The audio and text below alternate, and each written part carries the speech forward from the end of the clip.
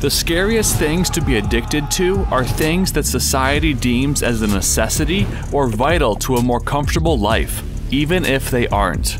Let's take a look at the opioid crisis and how one family made billions off of it. The opioid crisis is a massive epidemic that knows no boundaries and has wrecked the lives of millions of families.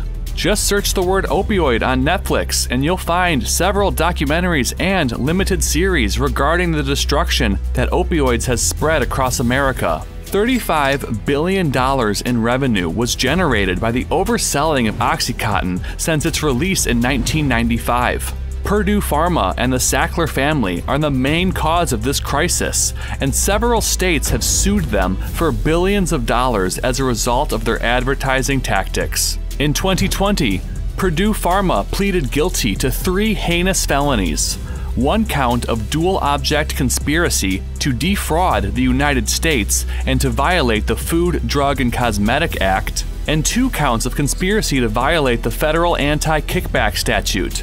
Legal terms always sound more complicated than they actually are, so to make it clear, Purdue Pharma pleaded guilty to providing kickbacks to providers, even though they knew they were overselling their products.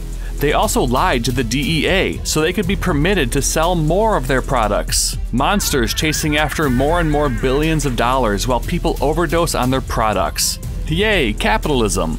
The silver lining, if you can even call it that in this situation, is that a lot of states and people are going after Purdue Pharma and are not accepting insulting settlement amounts. The Sackler family tried to weasel their way out of losing their billions by slowly taking money out of Purdue Pharma, so when it came time to pay the toll, they could just declare bankruptcy through the company and keep their money. They also voice a lot of regret, but perpetually deny any wrongdoing. No. If you think the Sackler family is full of it, then go ahead and hit that subscribe button. Anyway, that skeezy plan wasn't going to slide, and the family paid $6 billion from their personal holdings.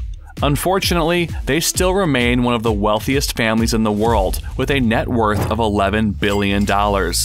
What's even worse is that by taking that settlement, those people are now immune from being sued any further regarding the opioid crisis.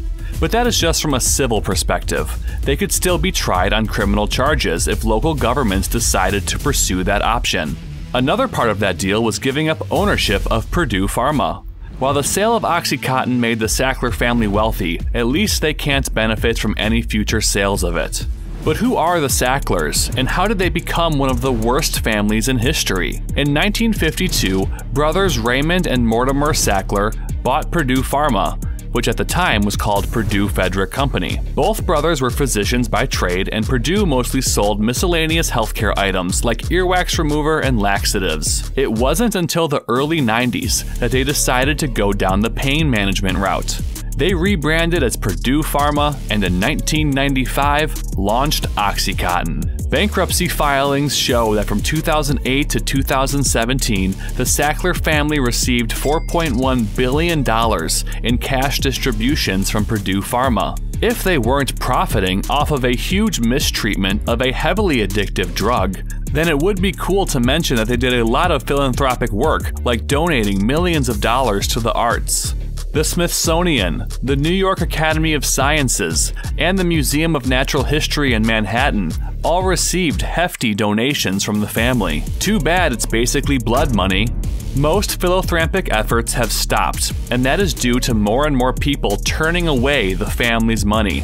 As previously mentioned, the Sackler family denies any wrongdoing and claims they didn't know about any of the decisions their executives were making regarding the sale, distribution, and marketing of OxyContin. The marketing tactics were very aggressive by Purdue Pharma, and it was advertised that OxyContin had a very low risk of addiction. That led to doctors prescribing the drug for almost any ailment that their patients had, from minor aches to severe injuries. The drug has a 12-hour time release, which is supposed to make it less addictive since it works over a long period of time. However, if you removed the coating off of the drug and consumed it in any other way, you were hit with a feeling that was comparable to heroin. A huge dose of medicine that was meant to be slowly introduced into your body over an 8 to 12 hour time period is bound to give you a rush. People abuse all sorts of things in their lives, but Purdue Pharma encouraged the consumption of their product by providing kickbacks to doctors who prescribed it and by lying in their marketing. That's the key to remember, and that is what makes this epidemic their fault. In the court of public opinion, the Sackler family and Purdue Pharma are guilty of ruining the lives of millions of families.